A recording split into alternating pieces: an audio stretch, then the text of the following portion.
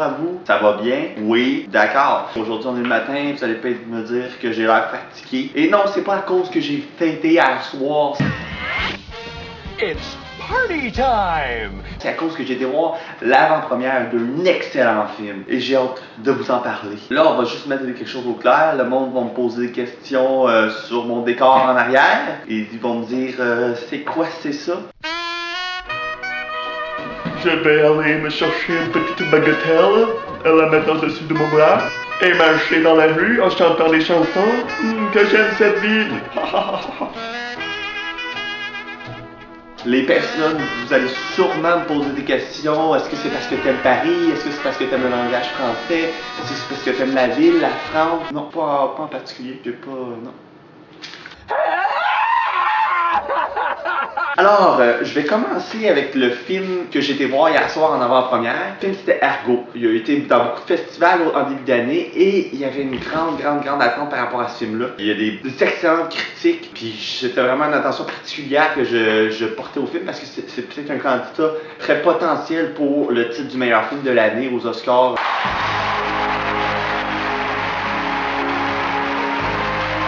Alors, l'histoire de Argo se base sur le conflit entre l'Iran et entre les Américains. C'est une vraie histoire. Dans les années 70, je me souviens pas de l'année exacte. Je sais que c'est dans ces années-là. Et c'est un conflit qui fait en sorte que l'Iran en a beaucoup contre les Américains. Et on comprend dans le film pourquoi que les Iraniens en ont beaucoup contre les Américains. Et les Iraniens viennent à vouloir, dans le fond, saccager l'ambassade américaine. Et la seule place que les Américains peuvent se réfugier, c'est dans l'ambassade canadienne. Et pendant des mois et des mois, les Canadiens les ont gardés dans leur ambassade. Et la CIA, dans le fond, le but du film, c'est d'essayer de créer un faux film pour aller filmer en Iran, pour aller chercher ces six réfugiés-là et les rapporter dans le fond dans les États-Unis. C'est là que ça devient incroyable parce que c'est une vraie histoire, ça s'est vraiment passé, le gouvernement canadien a aidé à ça. Et c'est pas quelque chose, c'est pas une histoire qu'on verrait aujourd'hui. Le gouvernement américain n'aurait jamais fait ça dans une époque comme aujourd'hui. You wish. Argo, dans le fond, c'est le film de Ben Affleck. I should have died over there. Ben Affleck, on le connaît beaucoup parce qu'il a fait beaucoup de films. Pour moi, ça n'a jamais été un acteur d'impact. I made a deal with God. Mais je pense que récemment, il s'est tourné vers la réalisation et c'est là-dedans qu'il est bon. C'est là-dedans qu'il y a quelque chose de potentiellement incroyable, qu'il y a du talent. Tracy, I want you to know AJ saved us. Il nous apporte à un niveau supérieur. Des films qu'il a fait comme Gone Baby Gone, The Town et Argo, c'est des films qui ont un qualité de réalisation supérieur à plusieurs réalisateurs et même compétitif à chaque année pour le score du meilleur réalisateur. Et cette année, je vous dirais que c'est la meilleure réalisation que Ben Affleck a faite depuis le début. Cette année, tu sais que dans une autre vidéo, je vous parlais que 2012 était pas fort. Mais Argo, là j'ai eu Looper qui a remis un peu le train sur la rail. Et Argo continue à avancer la machine. Et c'est là que je vois qu'il y a un potentiel à 2012.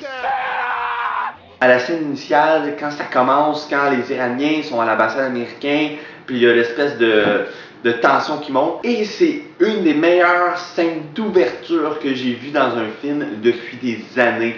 Depuis très longtemps. J'ai eu autant de frissons, autant d'angoisse pour une scène d'ouverture. Et c'est là que tu vois que Ben Affleck a réussi qu'est-ce qu'il fallait faire. Et durant tout le film, tout est dosé. Ça commence et quand on oublie les réfugiés en Iran, il nous rapporte à ça.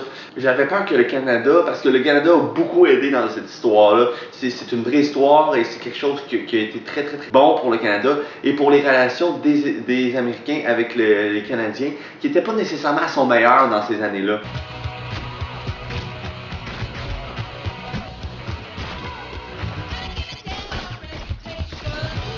Et pour moi, c'est un bouleversement, l'histoire. À chaque fois qu'elle avance, tu te sens angoissé, tu sens que t'étais avec eux. Alors, en fait, le scénario, c'était incroyable. Les phrases, l'histoire était dosée. On avait quelque chose de fort. Oh my God!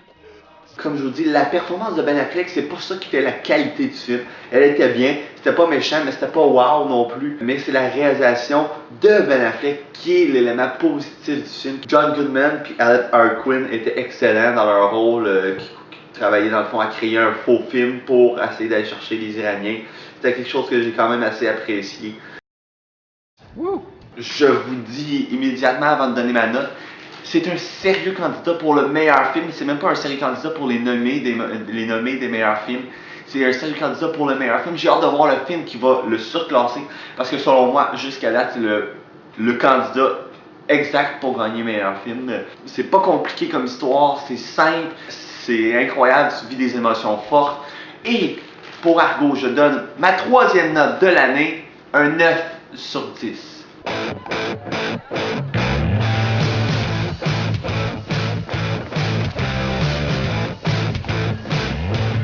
Et oui, merci encore de m'écouter. Dans le fond, merci si vous aimez mon décor français.